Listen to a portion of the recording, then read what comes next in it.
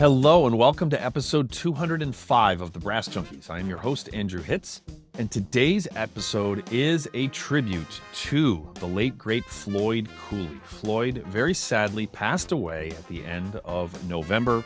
He was the principal tuba of the San Francisco Symphony from 1969 to 2001.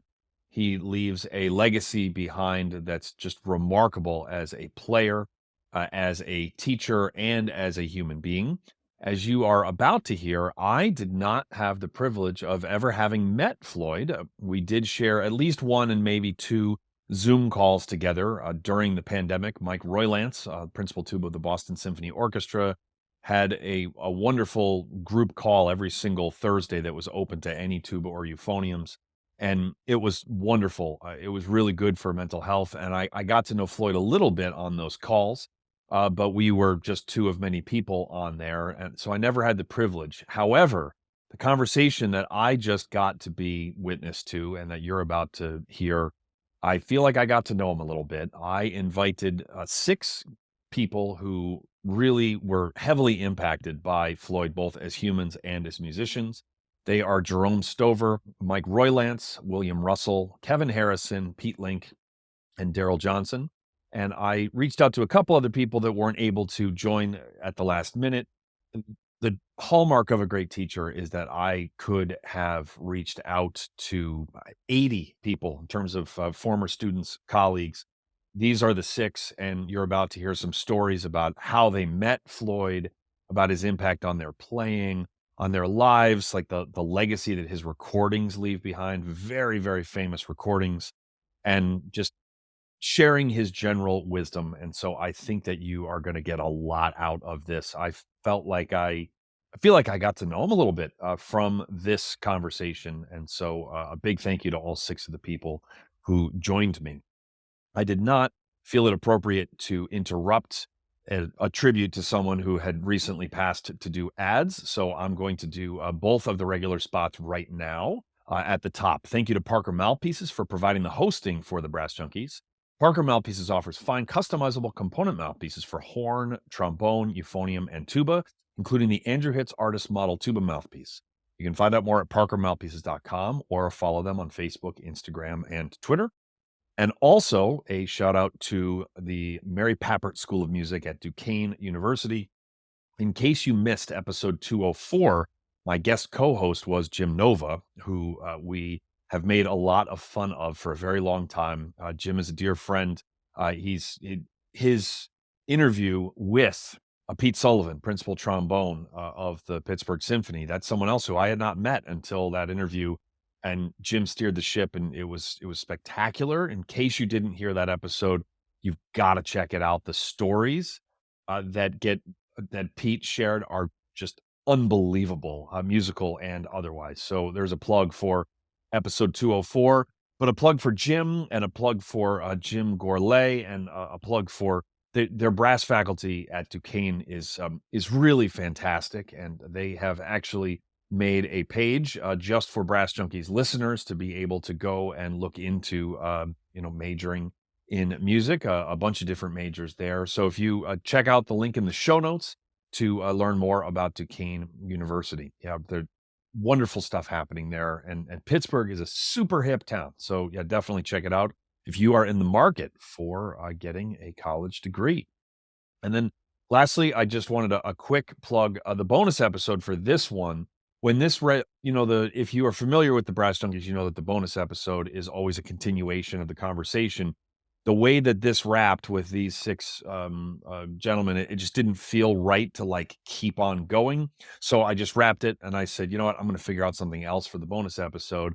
And so what I have done is I have played a few of the most famous Floyd Cooley clips from his, in particular, his recordings with the San Francisco Symphony and Blomstead, which you're about to hear, that have just been famous. I grew up on those. I didn't even know who the tuba player was at the time, but so I feel like I studied with Floyd, even though I never met him. But I share some of those clips and then some of my thoughts about them. And so that's going to be the bonus episode that comes out 1 week from the day that this is released. Without further ado, let us get to the second installment of the Brass Legacy Project, this one honoring the great Floyd Cooley. Hello and welcome to the latest episode of the Brass Junkies. I am joined by a number of friends who are going to introduce themselves here momentarily. The occasion is a sad one. This is the latest installment of the Brass Legacy Project, and we are here to celebrate the life and legacy of Floyd Cooley, who recently passed away. And sadly, I never got to meet him, although I studied with him indirectly via the recordings that he left behind. I was like raised on those orchestral recordings and didn't even know who I was listening to. But I thought it would be great to get some people who were quite close to him and who studied with him and whose lives and careers were changed as the result of being able to learn directly from him to share their thoughts and experiences so that we could celebrate him today. So let's start with Jerome. Tell us who you are and what you do. Thanks so much for having me on the podcast. Really appreciate it. My name is Jerome Stover, and I teach tuba at Sam Houston State University. It's about 70 miles north of Houston. And like I said, I'm glad to be here. Thank you. Good to see you, Jerome. It's been way too long. Yes, it has. Going around the horn on my screen, Kevin, how are you? Doing all right. Thanks, Andrew, for having me. It's a pleasure to meet you finally. Yeah. I am the tuba player with Axiom Brass. That's my primary music gig. I'm also on faculty of University of Wisconsin-Milwaukee as of this year. And also, as of September 1st, I became the director of operations at the Nichols Concert Hall, the Music Institute of Chicago, 500-seat concert hall. So I'm managing and running all of that. So been pretty busy. Fantastic. It's great to have you, Kevin. Yeah, I've followed your career for a long time and we've like interacted a little bit, but never face to face, which is what I consider Zoom now, even though it's not face to face, but that's apparently a sliding scale in 2022. William Russell, how are you? Andy, I'm doing okay. Thank you for having me back on Brass Junkies. Yeah. I can't believe, was that 3 times now within a calendar year, maybe? I can't get anybody else to say yes. You're I always was free. wondering about that. Well, I'm William Russell. I play tuba with Boston Brass, and I teach here in Chicago at Northeastern Illinois University. Fantastic. And just got home from playing with brass band at Battle Creek, according That's to social media posts, which looked like an awful lot of fun. Thanks for joining us. Yes, indeed. Thank you. And from a long ways away, we've got Pete Link. Hey, Andy. Like everyone said, thank you very much for having me. I am Pete Link. I play the tuba in the Sendai Philharmonic Orchestra as of now, but I guess this is as good as place as anywhere to make a short announcement. But as of last week, I won the gig for the Kyoto Symphony, about 10 hours drive south of here. So, Wow. yeah, big move and very excited for that. Wow. But yeah, That's awesome. Yeah, yeah, I mentioned that, if you have an external mic, great. If you don't worry about it. And then you had mentioned something about moving, and I didn't, I just assumed that you were, like moving like a few blocks away for like a bigger place or something. It's like you want a gig. So yeah, that's yeah. great. Congratulations, Pete. Thanks. Yeah, Appreciate it. that's awesome. And we are going to be joined by Mike Roylance, who is the principal tuba of the Boston Symphony Orchestra. He's going to be a little bit late, but he'll be joining us here momentarily. So, okay. So I would love to hear, just to get a little bit of background from each of you about like how you met Floyd Cooley and how you came to first study with him. Let's maybe go. Let's bounce it back around the other way. Let's go right back to you, Pete. Yeah. Well, I first, as a matter of fact, well, Mike Roylance, as you said, will be joining us here soon. I met Mike in Japan, as a matter of fact, and that's how our relationship started. And in 2001, I was all set to actually go studied with your former teacher, Sam Palafian, at ASU, Hmm. and had been accepted in his studio. And all of a sudden, Mike can tell his own story, but his career path changed. And he, for whatever reason, he ended up going to Chicago for his master's. And he just kind of convinced me to, if I wanted to be an orchestral tubist, to, you probably want to get to the town where, one of the best lives.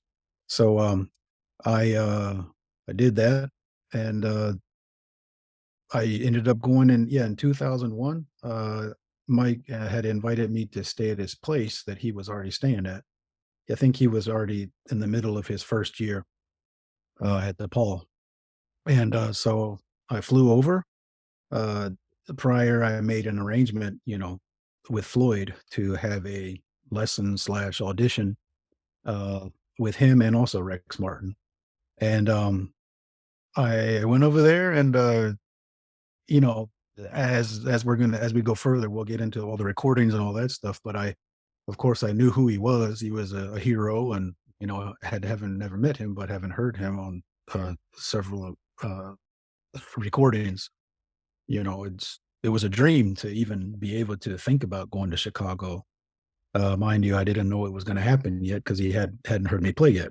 So I go in, yeah, that first lesson, and it was incredible. Just he had this real resonant voice, and he was also a singer early on, and he just had this wonderful way of speaking. He was articulate with the way he spoke, and he had that resonant, deep voice, and that clearly was a part of came out in his playing. And at that time, he had already, had some of the issues that he was running into with dystonia and such. But there's one moment in that lesson where he takes my horn. He played one note. It was probably a middle C, and it was just bam, and this happened so many times in so many lessons, to where all it would just take one note, and then half of the problems that I showed up with would be fixed. Mm. So that was the first time, and it was because of Mike. Mike was had encouraged me to reconsider my options. So Hmm. Wow. I mm, did not know that Floyd was a singer, and in retrospect, that's the least surprising thing I think I've ever heard, because you're exactly right. It's like painfully obvious in his playing that it's music that happens to be coming through a tuba, not tuba operating that's a little musical. So, yeah, he said he studied voice and he sung in a choir. wow. So Oh, that's early great. on. Yeah. Cool. Oh, that's great. Thank you, Pete. William. Andy. Yeah, well, chronologically, that's nice going after Pete because, as I mentioned before, I sort of came into DePaul right as Pete was on his way out the door. I think I literally saw you once or twice in person there, and then you were off to Japan. But I also came to Chicago and to DePaul by way of Mike Roylance. In 2005, I was at New England Conservatory with Mike, and I just happened to take the Civic Orchestra of Chicago audition, which they would hold in one of the little rooms back there in Jordan Hall at NEC. And I thought that audition didn't go very well at all. Like my spit valve had fallen off, and I was just like basically holding it shut. And as I like had to race there between a rehearsal and a class, I had like no time at all to get in there. And in the end, I apparently got the gig by a hair, as I shared it with, there were like 9 alternates that year for Civic, so it's kind of an interesting, intro, and obviously all great people. But that gave me the entree into DePaul with, Floyd and Mike, who's now just showed up, on our radar here in the room, uh, really, encouraged me to go to Chicago, which was a great, move for me. It was such a great city, with so many great creative people, and Floyd just opened the door, I know, for all of us to meeting a whole new world of really amazing people in music. So that was my introduction to Floyd through Mike Roylance, through the Orchestra of Chicago, and then starting at DePaul, and that would have been about 2006. Oh, that's great. Welcome, Mike. We'll get to you in just a second here. Let's see here, Kevin. When did you first meet Floyd, and when did you start working with him?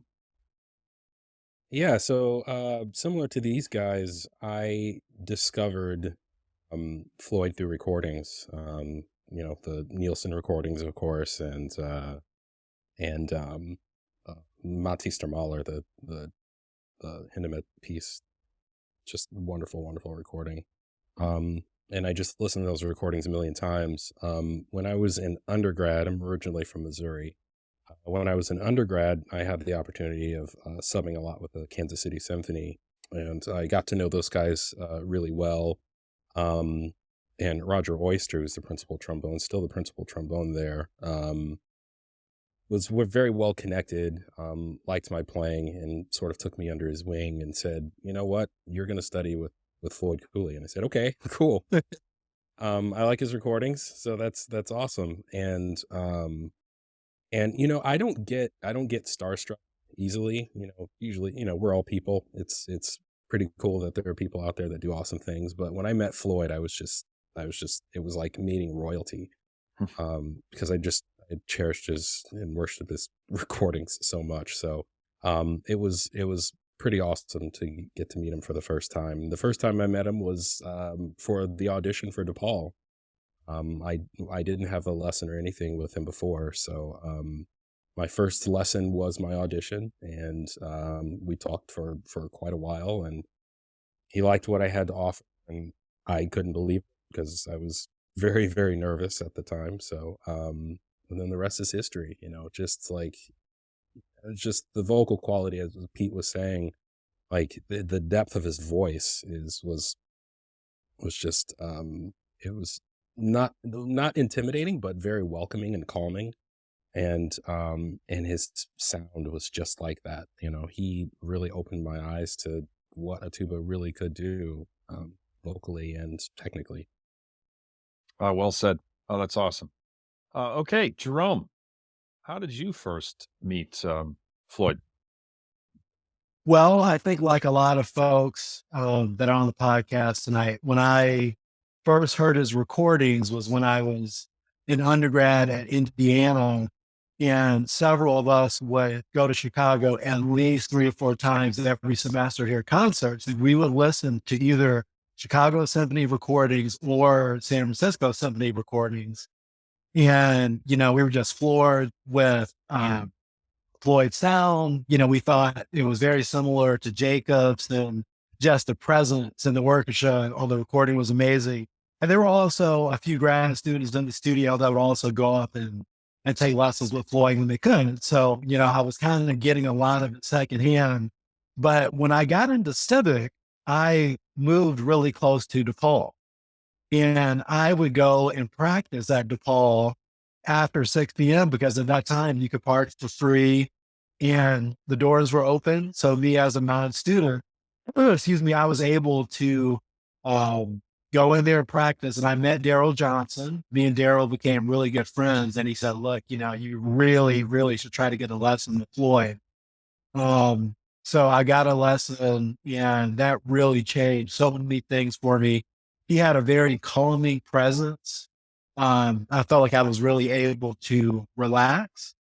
And we had a very friendly relationship, and he said, I would love for you to come study with me at DePaul. And prior to moving to Chicago, the only thing that I knew about DePaul was that Gene had taught there at one point, because I also had his solo album, and it's better in the liner notes that he taught at DePaul. So that's the only time I'd ever heard of it. But anyway, yeah, Floyd invited me to study. That's where I started my master's. And yeah, it was a great, great experience. Oh, it's wonderful. Mike Roylance, welcome. How are you? I'm fine. Thank you, sir. Thanks for having me on. Yeah, of course. I didn't realize that you were such the tuba kingmaker. You're like steering Pete's career, you're steering Williams' career. You're like, yeah, it's pretty great. Up Jerome, like, yeah, Kevin's gonna agree now just to, just to join in. So yeah, that's awesome. So how did you first meet Floyd? Uh, I'm I reached out to Floyd when I decided to leave my town that I was living in, Orlando, to consider the next chapter, basically, in my career. At that point, it was either going to be a left turn into aviation or all into music, and for me, it came down to Chicago, New York, or L.A. And Chicago had two of my absolute favorite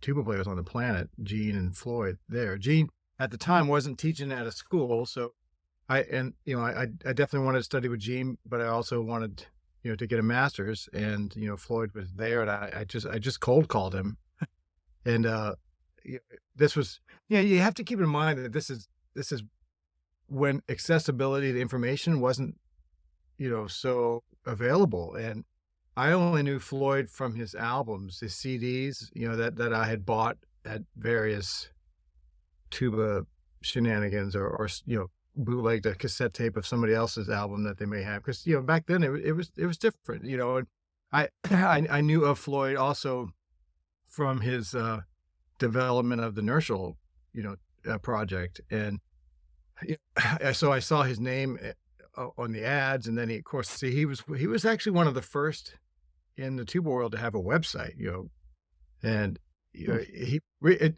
it's still as antiquated as it was back then, but I don't think it's ever been updated. But he anyway, so his information was there, and I loved the guy's sound. I loved his music. I honestly, at that point, I hadn't really heard his San Francisco recording, the famous Strauss Blomstedt recordings. But I was just a absolute admirer of his Schumann album, and what's the other one called? The Romantic Tuba, I think.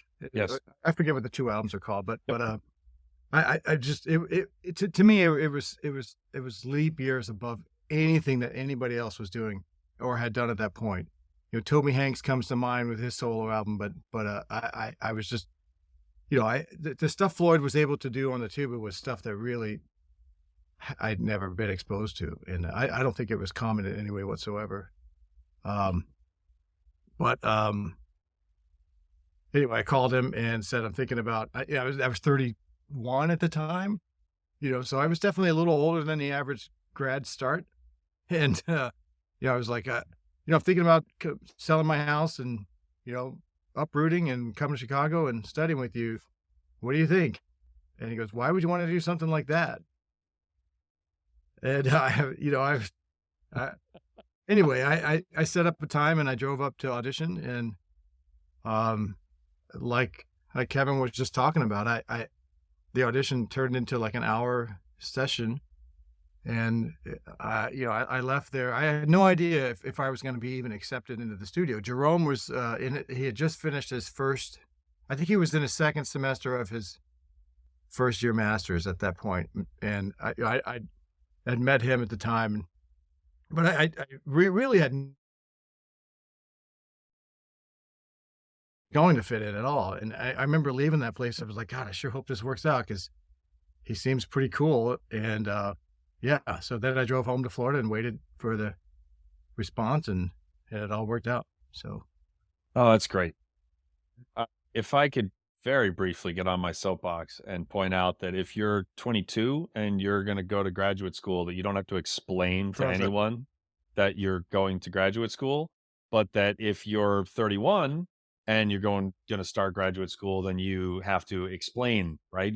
Or you could feel like you have to explain, and yet there's not one path, right? I mean, there's not a path. There are more common paths. Those are the ones that you don't have to explain, but that doesn't make it better for you. And so I think that's great that you like own a house in Florida. You're 31. You're like, I want to go get my master's in Chicago. And he politely says, why? And Yeah. then you played and he heard why, and then the rest is history. That's really wonderful. Wow. Yeah, good stuff. All right, I have a question for each of you, which is going to put you a little bit on the spot. So I'll answer it first. If you could only take one Floyd Cooley recording with you to the proverbial desert island, which one is it? This is like a real like Sophie's Choice question here. For me, it would be the Nielsen 5 recording with San Francisco and Blomstead.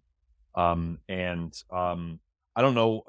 I encountered that when I was I don't know, maybe a freshman in high school, and just like the tuba sound on that recording, the entire orchestra. I mean, it just sounds like one instrument to me. And that piece, I'd never heard it. It blew me away. And then I actually had the chance to perform that at Tanglewood and the Boston University Tanglewood Institute Orchestra, and the whole for 2 straight weeks, I was just trying to sound like Floyd the entire 2 weeks. And that was it. It was just like, that was what was in my head. And I just tried to make that come out of my bell. So let's see here. I'm going to throw Jerome under the bus first here. So Jerome, what, if you could only take one recording with you, what would it be? Definitely the Matista Mahler. That one I listened to so many times. I had a chance to play it in Honolulu. And I think the entire recording is just amazing, but that's the one for me. And why that one?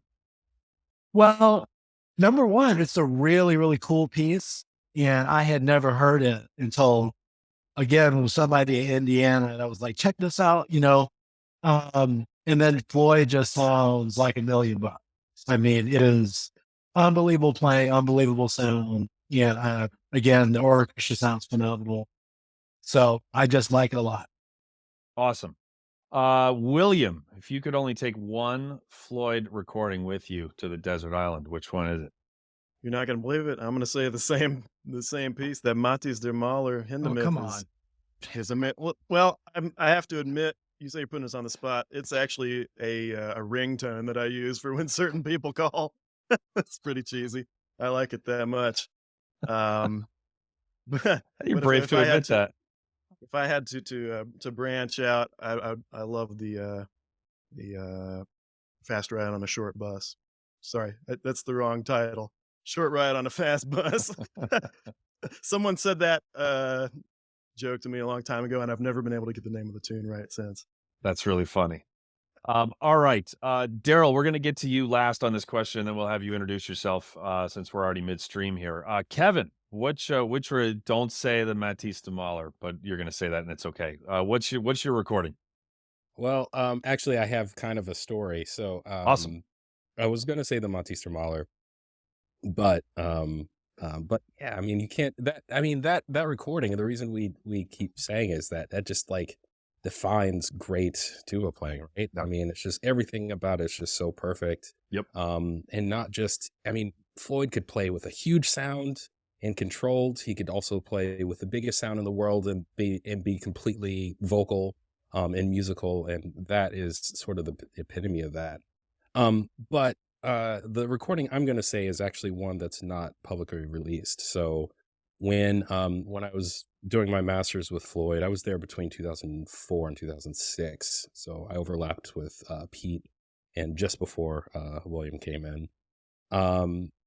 So Floyd had me, I was really into recording and I knew electronics and all that stuff. So Floyd had me digitize some of his old tapes. So I had to do it all in real time. So it was pretty fun activity. Go to school during the day and then go home at night and just listen to all of these amazing recordings Floyd had on tape. Some of it was, he had some lessons with Arnold Jacobs. Some of them were recordings of the Von Williams that he's done in various places. But there's this one that was buried in between a bunch of things.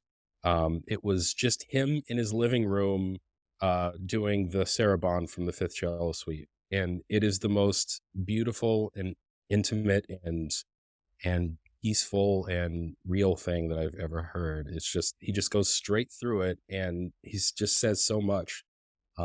I listened to that recording. I clipped that recording for myself and kept that one, and listened to it every time I needed to sort of refocus who I was as a tuba player, or need to readjust my sound. I would always go to that recording. Wow, that's a cool story. There you go. I actually have a box of tapes from Sam Palafian from a long time ago now, from when he moved in 1994. Most of them are like rehearsals with Empire for like a Japan tour. There's like a whole bunch of them from the same era, but that's pretty cool that you've hopefully that Sarabon sees the light of day at some point. So that'd be great to hear. Mike Roylance, if you could only take one Floyd recording with you, which one is it? I don't know. If you'd asked me a week or 2 weeks ago, I probably would have said his solo album, probably the Schumann album. But during all this stuff with Floyd the last several weeks, and several calls with Brian Frederickson and Charlie Vernon and whatnot, he at Floyd's request, Brian was updating Floyd's website with all of these recordings that I just sent you. And so they're all available on Floyd's website now, which is fantastic. Yes. But I hadn't heard a lot of them. And I never heard his the Strauss Horn Concerto, and I never, that was just fantastic. All, the live stuff is just so exciting. But, all right. So I guess it would be, I'm not really giving you a straight answer, but, It's all right. there was a recording that he played for me that was pivotal in like how I prepared or thought about doing the audition. And he was very encouraging of me sort of expanding the cadenza in the Von Williams, and that's sort of a, touchy subject. There are a lot of people that are, you can't do that. Do you consider yourself a better composer than Von Williams? And I'm just, whatever. It's a cadenza, and I honestly, when you're playing the audition game, you want to stand out. And so Floyd played me a recording of him with San Francisco, which is on this page. Yes. And It's amazing. I think it was Zawa conducting, if I'm not mistaken. But I think so. he plays he took it out, and it was great. I mean, it was fantastic, and it was so exciting because it wasn't like it was still in the compositional style of Von Williams and what the piece had presented thus far, but it stood out as, it was just exciting. So I did something very similar for the audition. So maybe that particular album, or that particular recording, that one. Yeah, I'm sorry, I'm rambling, but No, you're not rambling. I've heard you ramble plenty. That was not an example of it. So floydcooley.com. I was going to mention this, but I'm glad that you brought it up. This website that Brian Frederickson has put a lot of time into recently. Not only is there a recording of him doing the Von Williams, which he did with San Francisco twice, once in 78 with Ozawa and once in 82 with Ling. But it actually, there's a copy of the handwritten cadenza up on this page as well, so you can actually see the cadenza. So yeah, it's a really it's a wonderful, wonderful reference for. And there's even some there's like an iTech lecture up there. There's like a masterclass at the Tchaikovsky Conservatory in Moscow. There's like a lot of resources up there. So I'm very, very thankful that all of that stuff is up there in one place, because I've only scratched the surface with all this, which is really wonderful. All right, Pete, what's your recording? okay. I have a similar short story to some similar to what Kevin was saying. But one summer we were at the studio, and there was a bass trombone player at the time there called Craig Moore. He was an Australian bass trombone player. And we were in the studio one day. At that time, the trombone and tuba studio was kind of shared. The tuba players kind of took charge. And we were sitting in there. I can't remember, we were playing duos or something. Charlie Vernon comes in with a big box of reel-to-reels and old reel-to-reel tapes. And in the studio, we had a reel-to-reel player. So he comes in with these reel-to-reels, and he came in and he went back out to the car and he came in with the CD recorder. So he tagged Craig that summer with a project to transfer all these reel-to-reels. And what that ended up turning into, I hope he never sees this, is 44 CDs. So these were all copied off of the master. So Craig would sit there at night and he would be doing these, adjusting the level and everything. And then I'd get these text messages like, "Oh my God, you got to hear this," and blah, blah, blah. So I would take the masters home. Of course, I'd have Charlie's copies done, and then make a copy for Craig and a copy for myself. But anyways, Pete, I'm sorry to interrupt, but what were those things you just showed us? I don't recognize it. yeah, right. So so the first 1, 2, 3, 4, 5, 6, and so this is an actual list of what's on them. And the first 1, 2, 3, 4, 5, 6, 7 or 6 recordings in this 44 set are all San Francisco Symphony recordings when the year Charlie was there, 1980 to 1981. And my God, there is a Franck and D minor in here with Eric Leinsdorf that will just knock your socks off. It's just the most incredible. I mean, look, all the recordings everybody said, of course, Matisse de Mahler, the Nielsen series, the Nielsen 4, of course, those first 2 notes, forget about it. Yeah. It's just, but for whatever reason, this just, I don't know. It was one of those days where, his bill was, at the mic at the right, the right times. But, I do got to get, this has got to get out to, I don't know. I'm hoping that maybe, I don't know what it would take, but just contact Brian and he would have to go through some kind of battle with, whether it can be put on the internet or not. I have no idea. There's a Mahler 5 on here, Brahms Academic Festival. I mean, Mahler 8, it's ridiculous, but the Franck is just unbelievable. So, wow, that's amazing. I'm not a lawyer, but you could also just throw that up on SoundCloud and then not put it on the official site and not have to ask. Might be easier to beg forgiveness than ask permission. So somebody's got to help me out with that, but I'm happy to.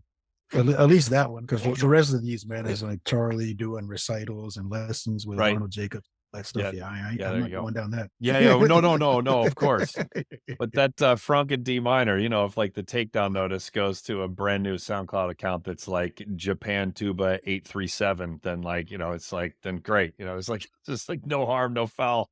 So you lose about 10 minutes of your life of how long it took to upload it. So.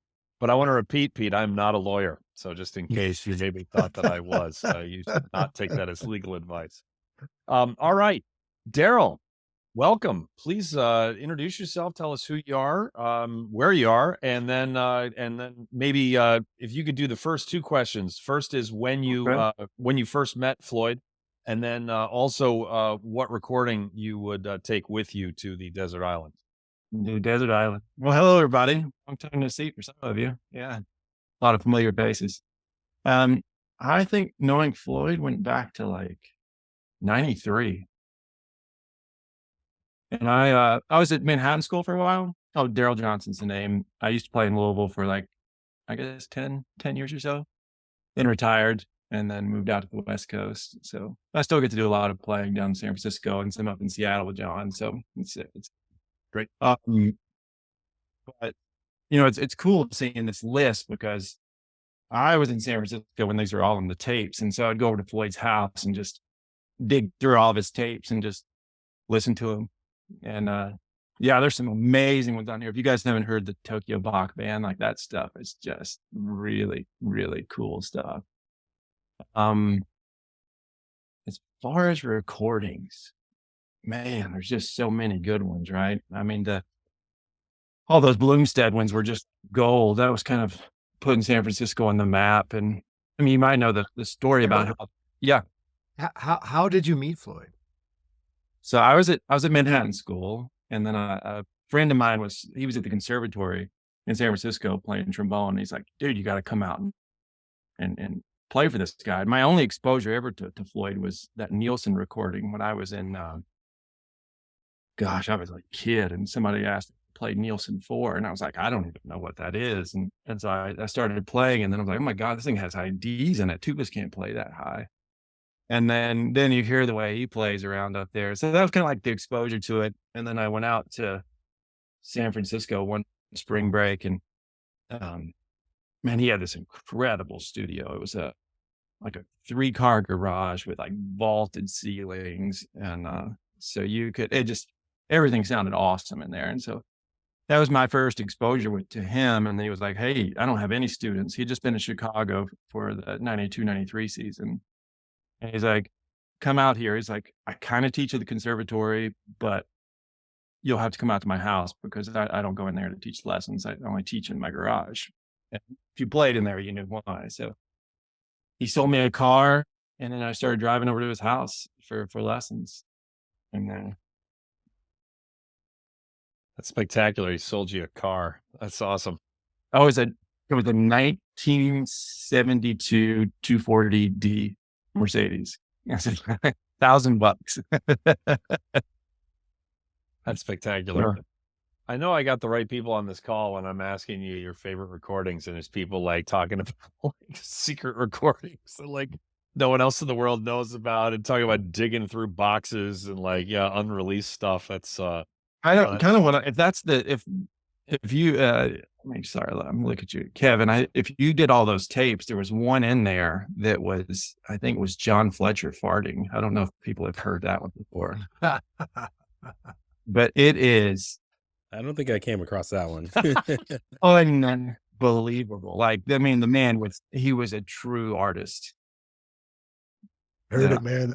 Yeah, Floyd played that one for us a couple of times. Okay. Yeah. I like that Kevin just said, I don't think I came across that, as if you would forget if you had come across like something labeled John Fletcher farting. I'm guessing that you'd be like, yep, I heard that one. All right. So I would like to now hear if there is, and again, like, this isn't a radio show, so nobody's going to be like tuning in the middle. But as I said at the very top, I never had the pleasure of meeting Floyd. Although, Mike, I wanted to thank you because I did get to at least once and maybe twice get to hang on Zoom with on one of your Thursday That's right. morning like Tuba hangs, which was great. And so it's like, and I don't even know if I directly spoke to him on that, but like I do feel like I got to know him a little bit, I mean, which and that was a real gift that that through the whole lockdown, every single Thursday morning at whatever time that was, 9:30 or whatever in the morning, and there was people from all our Pete joined from Japan a lot, at night, and yeah, that was really great. So I did get to meet him there. But if somebody asked me this question for Sam Palafian, like my mentor, it's like, where do I start? But is there a quote or a moment from a lesson or a story from a lesson or a masterclass or just something that kind of rises to the top of your memories about him that kind of encapsulates what it was like for you to work with Floyd? Does anybody have one that comes to mind? You can go first and give everybody else some time to think. And I did send everybody potential questions ahead of time. Like I was prepared. Oh, Pete unmuted. There you go. I'll go. Yeah, thank you. I mean, okay, on the serious side, I'll give you two. Great. On the serious side, it was like I said in that very first, lesson/audition, which ended up deciding my entire future. He just he would play one note, just one note. And like I said in the very beginning, it just would alleviate, half of the problems that I walked in with, just by listening to that. One of the things that he would say very often and numerous times was blow from the lips. Blow from the lips. He would just say that all the time, even though he knew maybe he forgot he had already said it before. I mean, that's just one of those things that for whatever reason just kind of sticks in the brain. You can take that where you want, but Pete, blow from the lips, and he had that in his resonant voice, and it makes sense because if you think about it, well, yeah, you blow from the lips. So basically just trying to getting you away from blowing from the throat, and just getting the air, everything happening right here where it needs to be. that was definitely a catchphrase that I heard on, or a phrase that I heard, several times. Um, should I tell the funny story now or later? You can you can tell it now. It's fine. All right. So on one of my trips out to his home in, Jackson Hole, Wyoming, um, he had he had a really nice pad. It was a bachelor pad, I guess you could call it. It was just it was phenomenal. He had it all reformed, and I think it was only 2 bedrooms. Like, he lived up in the loft, and then there was a, guest bedroom downstairs.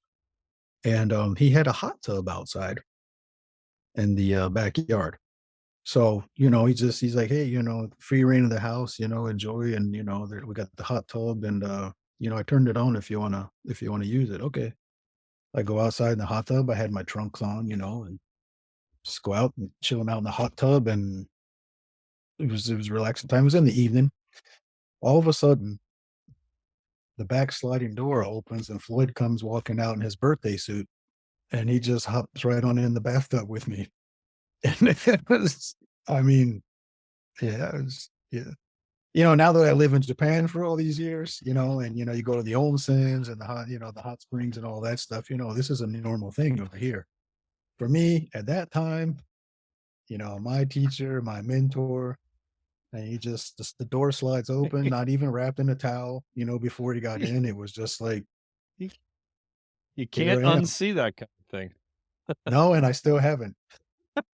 I'm happy to report that I did not get to see that side of Floyd on that Zoom call, or I probably would have hung up. Yeah, Blow so from the lips, that's great. Yeah, that's, I blow from the love lips, yeah. one of the things I love about pedagogy is that, I mean, that's not exactly like a new concept, and yet that's a new way to put it. Like, that's like there's guarantee that that's gonna be a way that there are some students of mine moving forward, that's what's gonna resonate with them, and that has been already added as of, like, 3 minutes ago, to my teaching repertoire. That's fantastic. Yeah, Yeah. I'll it's so jump. simple and so powerful, right? And similar to Pete, I heard that all the time. Blow from the lips, and Floyd always had this way similar to Arnold Jacobs of, he had all of this knowledge of the mechanics and how our bodies work and how our lips blow, how our air works, whole breathing mechanism, but he could distill it down into simple phrases like that, the way Arnold Jacobs did. So, yeah, blow from the lips is one that I heard all the time. And one thing, also Pete was saying things about sticking in your brain. Floyd was great at planting seeds. It's just, I did the 2 years in grad school, which I think is great. But after I left, things would just start to blossom as I got out into the real world and started doing more and more gigs. Yeah, phrases like blow from the lips had much more meaning and just started making sense and started clicking. So he was always really masterful at that, is planting those seeds that stick with you for so long. It's a Yeah, good and teacher. I didn't mean for the hot tub story to follow that. That just I it Oh, really no, just man. I'll, I'll jump in right quick, and just based off of like what you said there, Pete, was like one of the ways that, I mean, I was fortunate to get to study with Floyd a lot. And then I got to study with Arnold Jacobs too, which was a real cool experience. And, one of the things that was interesting about Jacobs is like, first of all, you're sitting in a room with him as a little kid and you're just like, I mean, I wasn't little. I was, I guess, 20 something. But, it was a little overwhelming just being in the presence of someone like that, at that age. And then, but what I found about Floyd was, I always found Jacobs like super technical. It was all about like your body and how it's, the medical degree aspect of everything, right? And Floyd would just say, he's like blow from the lips, and like that's what I'm doing. He's like, no, like you're blowing out a birthday candle, and so he would just take the birthday candle and like, and that was it, like done. Yeah, Yeah. and all of that knowledge that he had of, all the physical processes that you didn't necessarily hear him talk about that until maybe he got into like a lecture or a master class setting. But in the lesson, he would distill it to what you needed. And for me, a lot, it was things like your tongue is really high in your mouth. I'm sure we all heard that one a lot. That seemed to be a common one. But whatever it was that was going on, and I heard other people stated this way too. It always seemed like Floyd had X-ray vision, like he could see into your mouth from his angle over there in his big chair, and he could like see the side on X-ray of your mouth like a doctor, and could just kind of get in there and tinker and say, well, this is exactly what's going on, and more often than not, that was exactly what it was. Great. That's a really great teacher. Somebody who can go super technical, but only does so when necessary. I think is that's the sign of a really good teacher. So, Jerome, I see you're unmuted. Yeah, just listening to what everybody's talking about really has me thinking, and kind of to piggyback on what William was saying. I remember very specifically in one of my lessons, he said, let the sound guide you. And he said that when you're really listening and you hear like the sound quality of a note change, that really tells you a lot. It could tell you a lot about you're probably tonguing too high or you're probably blowing differently. And I even think about what Daryl told me. He said, when I started studying with Floyd, Daryl, you got to forgive me, I'm definitely paraphrasing because it was almost 20 years ago, but he was saying that when he first started studying with Floyd, his high range was okay, but it got a lot better. And I think about Floyd's Effect No Need, just trying to match that sound in every register in the horn, and just what that really does for your playing, letting the sound guide you. And that's definitely something that I try to communicate with my students as well. It was never the high note that you couldn't play. It was all the ones leading after that. I'm an expert at missing the one right after the high note. Yeah, because I'm like, like the who was the tourist last year in Machu Picchu, was taking a selfie and fell off. It's not funny. I'm a terrible person. I thought that was funny. That anyway. Mike, save me from telling more disturbing stories like that. What do you got in terms of a memory? I don't know. Hearing you guys talk, all of that rings a bell, like a big bell. The playing from the Blow from the Lips was a big one. He would always, for me, I'm sure it was different for everybody. I mean, he definitely tailored his teaching for whoever was in front of him, but he would always say, he would go through this whole thing of, he would always, I would finish playing something, right? And it would be several seconds of silence, a little uncomfortable, and then he goes, do you think it's possible that this could be happening? This could be happening, right? And I was like, yeah, well, don't do that, and then I would play it again and with the fix or so-called, fix, and he would, do you hear that? That sounds so much better. And in the moment I was like, yeah, I hear it.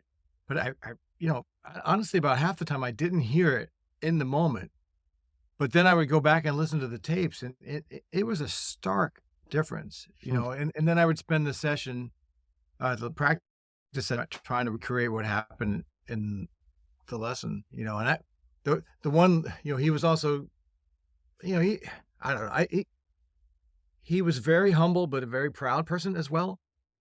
And, I remember, when I won this job, he literally gave me his shirt. He gave me the last tux shirt that he wore, that he had, handmade in Malaysia in one of his tours, typical Floyd, thing. And so he gave me a shirt, and he gave me his F tuba mute, which is, it's nasty looking. It's all banged up, but it sounds fantastic. It's one of those things, just really ugly, but it sounds great. And then he said, you're going to be great. Max out your 403B and you'll be just fine. Have a good trip. Yeah, that was Life Floyd. lessons. That's great. Speaking of shirts, Pete, when we were texting back and forth, he promised me that he was going to wear a shirt for this, and I just wanted to thank you for following through on that, Pete. I appreciate that. I aim to please. No hot tubs are in my house. You had me inside of my own head though. It's like, wait, do I have to tell all these people to wear a shirt? I was like, in general, just like wear headphones. If you have an external mic, great. I had not added have a shirt on to the list before, but now you got me rethinking my Brass Junkies, pre-episode banter. So I saw that, Daryl. yeah. Not the Yeah, shirt that Daryl's worried about, says the chat. Sorry, go if I ahead. can. Oh, Please. no, I'm sorry. No, I was No, just no. going to piggyback really quickly on what Mike said. Very similar to like what Mike was saying about do you hear that, or something like that. But what I would always, and I'm sure I'm not the only one, but I would always try to. He had this real, uh, what's the word I'm looking for? I forget English time to time. Um, Love for his. Everybody knows the Floyd Cooley Helleberg, and his mouthpiece that he put out, and for several years ago now. And when I first showed up at DePaul, I was using it, and I kind of strayed a little bit, time to time with something different. And if I would show up to a lesson without the mouthpiece, he would either notice and wouldn't say anything at first, and then I would play something, and then he would just kind of say, "Do you have my mouthpiece anywhere around here?" And then he was gonna say that, and then I dig in and grab the mouthpiece, put it in, and then it was just like, that's so much better, and it's just. And look, there was definitely times, and I understood what it was. And the one thing about his mouthpiece is that it's not that large, it's the smaller version of the Helleberg rather than the large, and the back bore and the throat, it's a little bit tighter, well, quite a bit tighter than say the Arnold Jacobs Helleberg, which is it's pretty large bore. And the one thing that it would do is it's a good teacher, the mouthpiece itself, especially on the big tuba, because it forces you to not force. You really have to back off on how hard you blow. And that was another thing he would always say in a lesson too. And his mouthpiece, in the inertial or whatever, it would definitely force you to have to back off on how hard you blow, and allow through, more of the overtones, and your sound quality, and maybe get you just that, you know, 0.1% closer to the sound quality that he had, you know. And I actually have here, I just pulled them out just since you so on one it might have been that same trip, I don't know, but he actually ended up giving me he said this was the prototype for the original Floyd Cooley Helleberg. It has a marking on it of 221, and I don't know what that means. I never asked him, but he said this was the prototype. And then we all know I have to check that, Pete. I've got boxes of those. I have Okay. seen my number Yeah. earlier than yours. Okay, check that out. I would imagine they are. I would definitely imagine 93. And then of course the Floyd Cooley Helleberg, and the nomenclature, or it changed, over the years too. So I know I've got those too. And then this is the Floyd Cooley 2, which he said was just, uh 0.02 larger of a throat. So there was a Floyd Cooley 1 and a Floyd Cooley 2 in the beginning. And this is the cut down version of the Floyd Cooley Helleberg. It's just a shaved down version of it. That he said it worked great on the F tuba and for lighter articulations. And then Daryl, maybe you can confirm this too, but he said he had very few of these made, but the heavyweight one. Yeah, there are a few of those. Yeah. I think he told me like 5, and definitely no more than 10 of these. This was just the heavyweight, and it's just the heavyweight Floyd Cooley Helleberg.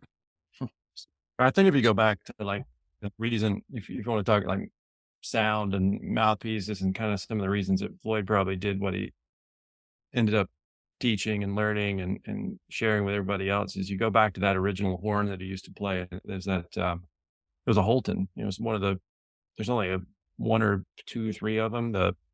It's actually a double C cut. Mike Frazier has it right now. Shameless plug. It's for sale. So, but that was a really, really big horn.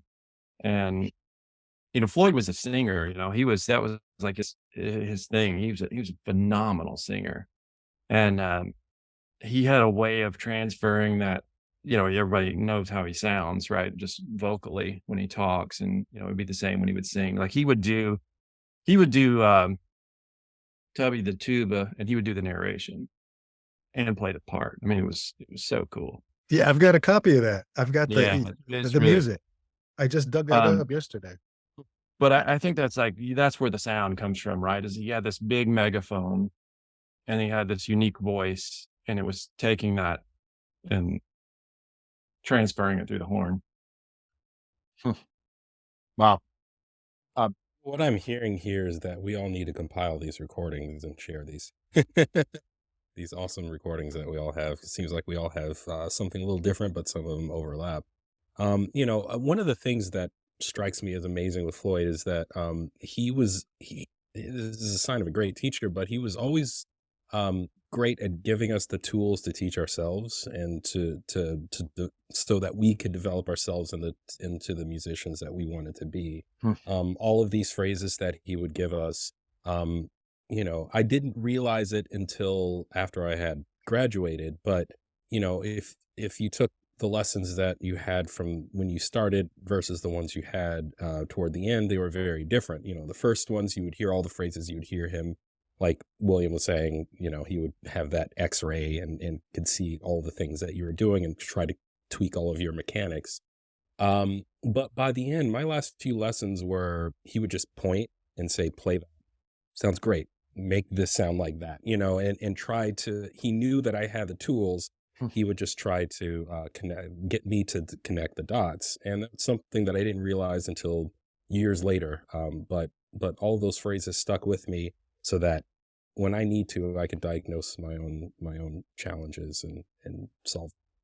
Right. I think like in some ways, I made the most progress after I left school, and then could finally reflect on everything. When you're in school, a lot of it is spent tearing things down, and I wasn't at that point making the kind of progress that I thought I was going to. But then I got out of school, and then all these creative things like forming a brass quintet in Chicago started to happen, and just things that the school environment can kind of shut down sometimes. But then if you have those tools that someone like a Floyd has sent you out with, you can make something, make more direction out of your playing that way. wow. Yeah. That's Kevin, I love like that I'm paraphrasing, but that he facilitated you connecting the dots for yourself. And that's a powerful teacher right there. Like, yeah, that's a powerful teacher. And that's exactly what William just said too. It's like, even when you don't know that those when somebody said seeds were planted before, I mean, it's like, it's all kind of the same thing where you keep on you keep it's sad that I can't have Sam on the other end of the phone anymore, like when I think of like literally any question about anything music or tuba related. And yet it's still like, I'm still um I don't want this to come out wrong, because I was going to say it's almost like I can figure out what he would say. I mean, it's not like I'm actually quoting him in my head, but it's like he planted so many seeds that you just kind of like, you combine these two and three, and that's what I'm hearing all of you say about Floyd, which is great. And I want to mention one thing. I'm only going to mention it so that I can say something incredibly nice about Gary Offenloch. Was that when Pete, you were talking about mouthpieces, and that when like the day after Sam passed away, he messaged me and said, "Send me your address." I studied with Gary for a year when Chester Schmitz went on sabbatical from the BSO in I think it was 90, 91, 89, 90. It was the 89, 90 season. And he sent me this Giardinelli, New York. It says SP on it, which was like a custom mouthpiece that Sam had made back in the 70s. So, and that's kind of here on my desk. So, Gary, love you. Got to get him on the podcast. That was an incredibly kind gesture. I had no idea what the hell was coming. He said, "Let me know when you get something," just so that he knew that it was. That's so neat that you have those, and then that we've got Daryl who can say, "Yeah, there's only a few of those made." Like that's really cool. It's clear that all of you could go on for a long time, but we need to start to wrap this up. I want to go around the horn and give everybody an opportunity. It's very clear to me that that Floyd impacted a lot of people's lives in a way where if somebody asks you to come on a podcast and talk about it, that you don't really have to spend much time thinking and preparing. I mean, it's like it's right there. If you had to summarize, either another anecdote, or if you had to summarize how he impacted you, or a memory or something like that, just kind of go around the horn to share that. And again, feel free to interject if somebody says something that makes you think of something. We'll still keep things loose. Yeah. So let's start with Mike, who just unmuted. I I mean, the only I can say is that, definitely the best decision I ever made about where and whom to go study with. He completely rewired my playing mechanism. I mean, I obviously had a career, I had a union card, I had a house, I had a mortgage, I had cars, and no chickens yet, but it's a certain degree of success as a so-called tuba player. And I would go in there, and he completely retaught me how to play. And, almost like if you had like a, I don't know, a 69 Camaro and took it into a shop and they converted it to all electric with a Tesla motor. That's kind of what Floyd did. And no, so I could not be more thankful. This whole his passing has really hit kind of it's hard in an unusual way. He's not a friend, not a family. But I mean, I don't know. I think teachers like this have such a strong bond with their students. I mean, I think it's a huge responsibility for us who teach, and I think it's incredibly lucky to have a moment in time with people like this. And it's no other industry or I should say discipline in college that I know of. Well, maybe I assume art majors, but do you have one-on-one sessions once a week for 4 years or 2 years or whatever it is? And man, do they have an incredible impact on you, whether you realize it in the moment or 20 years later, or so. Yeah, it's very well said. Yeah, profound impact. Oh, that's wonderful. Beautiful words. Daryl, how about you? No? Okay. Jerome, how about you? Well, I think for me, it's been such an amazing journey.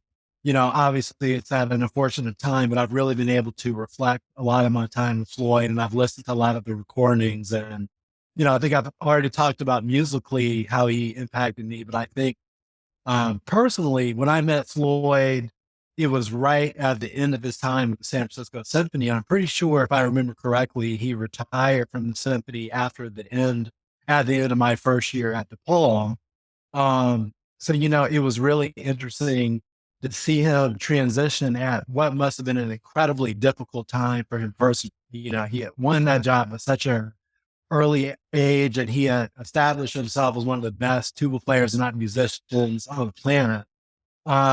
And he gracefully made that transition, and he kind of was going into this second act, so to speak, where he was becoming, teaching was his main thing. And he really invested that time into his students. So I think that I was extremely lucky to kind of be a part of that first batch of students that, had access to him as just a teacher. And I mean, I shouldn't say just a teacher. What I'm trying to say is that, he wasn't really, he didn't have to worry about the symphony anymore. And he was really, really invested into communicating all this knowledge and making us better players. And he handled it so well. I don't know if I could have handled it as well as he did, because I'm sure it was really challenging at the time. So, yeah, I was just extremely lucky. And hopefully I can carry that legacy on. You didn't ask, but I think that you already are, Jerome. So, all right, Kevin, how about you? Yeah. It's I mean, Floyd was a tremendous impact on my career, going from, like I said, studying recordings and listening to those recordings incessantly, to actually meeting the man and transferring all of those things that I heard into techniques to actually do that and to sound like that. Newsflash, I don't sound like that, but I have the tools to, to make myself my own musician. Floyd and I had some ups and downs in our personal relationship. I was going through a lot of things in my life, a lot of changes in my life that were difficult. Pete may remember some of that, but I know now that I was a very difficult person to work when I was a student, and so we had our challenges. But you know what, Floyd never quit on me. He was always there for me when I needed to, even when I went through some of the roughest challenges of my life. And yeah, I'm forever grateful for that. Yeah, I'd say. Wow. That's beautiful. Yeah, that just not to make it about me, but that just almost made me emotional. And like I said, I never even got to meet him, but that's like that's a true teacher right there, right? It's like that, yeah, we're as teachers, we're not entitled to the best possible version of the humans in front of us at all times. And you can choose to navigate that with grace, like it sounds like he did, or not. And yeah, that's what a legacy. That's beautiful. Well, it's something that I think is a really strong point is, as Jerome was talking about, Jerome kind of came in as he was retiring, but at the same time, his battle with focal dystonia was at its peak. So it was a very unique time, and I can't imagine what he was dealing with inside, emotionally, and it was from his career. And I know the relationship that he had with Tilson Thomas was not, they were not hugging buddies and by any means whatsoever. And I know it was an awkward time, and for him to show the compassion and caring and professionalism that he did, it must have been, anyway, it says a testament about him. So, yeah. That's great. William, how about you? Well, I'm so glad that topic came up because I was just speaking to someone the other day, and that reminded me that they lived with Floyd for a time when they didn't have a place to live. One of his students lived with him for a few months here in Chicago when they needed a place, and that was while Floyd was with Gudrun, of course, and I.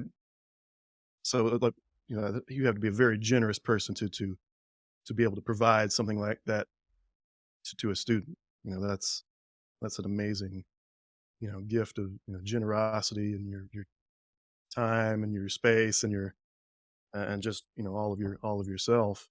And we have a little sidebar going here, and Daryl just mentioned some of Floyd's great loves in life that I think he introduced a lot of us to. Floyd loved, the West. He loved living out there in the Wild West. It kind of felt like he was out on an adventure all the time, and he'd come back into Chicago and something new had happened that you'd hear about. Floyd loved motorcycles, of course, and I know that's been shared by a select cabal of tuba players. Floyd's love for wine. Floyd was he was an expert in wine, and I would hope so. He drank plenty of it. But those of you who may not know, when Floyd was living in Jackson, he was also working in a wine shop. That was his non-music job.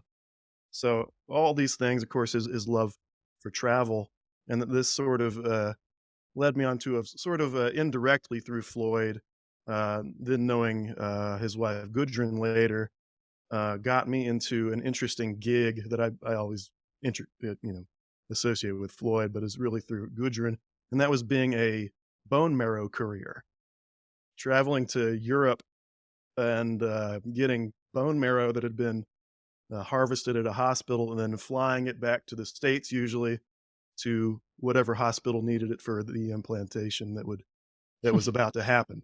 So just a really bizarre but cool memory is associated with travel, and Floyd's, just had all these entrees to the world that some of us had not thought about. Of course, that for him, that would have been through his medical adventures dealing with dystonia. He developed all these connections with medical professionals, and Gudrun herself was involved to some degree in all of that. But just Floyd always had these really interesting threads that if you just investigated a bit, there was a whole, another rich world beyond his musical life that made him a really fascinating guy and just a really complete person. Wow. I have yet to meet a single musician who played with as much of an opinion as Floyd did, who isn't super interesting outside of music. Just like, I swear every single person who can play with that kind of message behind it has, and I didn't know any of the specifics of any of this stuff. And just like, they've all got a story like that. So it's really neat that you all are getting to share that. Before we get to Pete, I asked Daryl to share before, and he passed because he was worried about getting too emotional. He posted something in the chat, which he said that I could share. He said, "I'll sum it up like this: there was more to him than the tuba. He introduced me to good food, good wine, and good coffee, among others. He was a teacher first, then a super close friend. Lucky to have spent so much time with him." So those are beautiful words, and I know that this is all still very raw since we just lost him. But anyway, thank you for those beautiful words, Daryl. And Pete, what do you got? Yeah, well said, Daryl. Um, yeah, it's tough. When the news first hit, I got it from Mike. It was tough, and for a number of reasons. But you know, there's been the three most influential tuba players, musicians, friends, that I've had, and in this order would be Mike, who's in this room. Floyd next would be Floyd Cooley, and then Gene Percorni. And like I told you guys earlier, Mike wasn't in here yet, but Mike is the reason why I ended up in Chicago. He, encouraged me to come and uh, be with him and study with Floyd. And during that time, I was able to. It was always a competitive studio. I mean, at that time, Mike was still in studio, and then Floyd takes a chance on a 25-year-old freshman who had gotten out of the army band, and that I never even I had no idea that I would be able to be competitive in such a scene. It was kind of a dream, and so he took a chance, and things kind of moved along. Um, during that time, you had guys coming through for lessons. Daryl, Andy Miller was one of Floyd's early students. Andy Miller and another guy who some of you may or may not know, Bill Adams, was a phenomenal tuba player. He spent some years over in Europe after studying with Floyd, and he was also a student of Roger Rocco's. And I was able to connect with all of these, fantastic tuba players. Jerome and I were in the studio together after Mike left, and Kevin was there. William came right after, but you had another guy, James Hicks, who's now in the U.S. Navy band. Just it was super competitive, and it was just a good scene to be in. Floyd himself, I mean, he was a proud man. He was also humble. He was an emotional person. I mean, he could shed a tear with the best of them, in any moment, and that was because he was happy for something that was going on in your life, or something that was going on in somebody else's life. And Kevin, yeah, you're right. I mean, I knew that you guys had, some things that were going on, but you're a brave man for, stating that out, publicly. And you're right. I mean, he would never give up on anybody. Um, Mike and I were talking on the phone the other night. Uh, uh, I think, well, it was morning for you, Mike. It was night here, but we were talking on the phone. And I guess the best way that I can think about this is I, for one, never got to study with Arnold Jacobs, even though a lot of us in some way or another kind of have. Um, but I never met him personally. When he passed away, I was already in Japan for my first time around. But Floyd for us was, the I say modern day, but he was my Arnold Jacobs. He was what Arnold Jacobs was to so many of his students, who Floyd was one of. And all the guys that preceded him, and he had a way of, as we've already said, teaching a lot of the same stuff, but his own way of doing it, and maybe a more humbling way. I don't know. It was just heartwarming all the time. Would never really get angry at us, but other people I've seen him get angry at, like waiters and waitresses. But yeah, I guess that's how I would kind of sum it up. I'm gonna miss him. And like I mentioned earlier in the very beginning, I mean, I guess I was sad that I wasn't able to share with him my latest news, with the new gig. And yeah, I know he would have been proud and would have been happy. So, and probably would have asked me if I used his mouthpiece. But you know, sorry, Floyd, I did it. But yeah, he's gonna be missed. He really is, by tons of people, whether they know it or not. But the recordings live on, and his legacy will too. So Well, and thank it's sorry to interrupt. It's a cliche, but his legacy lives on in every single one of you I'm looking at on the screen right now. I mean, for real, I mean, what he said, what he didn't say, how he said it, when he said it, I mean, just all of that is, what he played. I mean, talking about I'm losing track of who said what. I think it was Pete talking about him playing one note, right? I mean, yeah, that's the stuff. It sounds to me like he was a real one. I really wish that I had, you can't be close to everybody in the business, even a small corner of the world like the tuba world. And I wish that I had been able to encounter him, and I never got to hear him play the tuba in person either, which would have, of course, been amazing. But like I started with, I'll close with, I got so many of those recordings are memorized.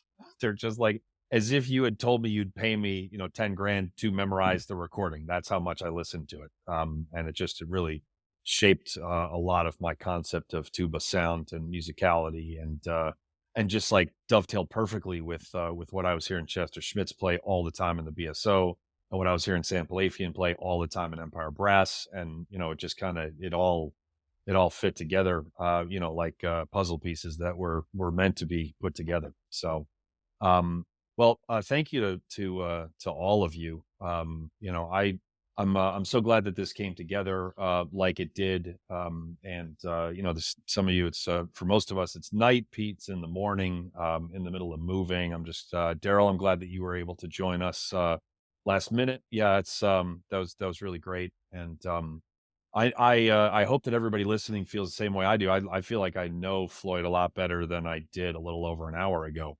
Just hearing all of you sharing, your anecdotes and blow from the lips. That's now mine. So I've now taken that as my own.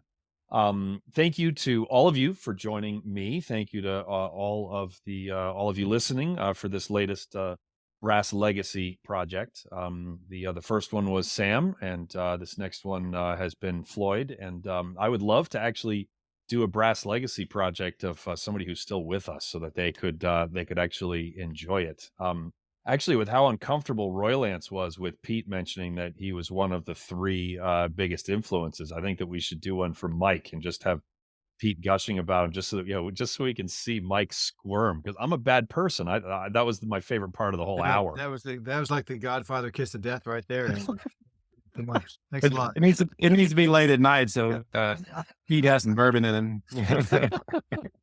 Anyway, Yeah. all right. So thank you to everyone for listening, and that is going to do it for the latest episode of the Brass Junkies.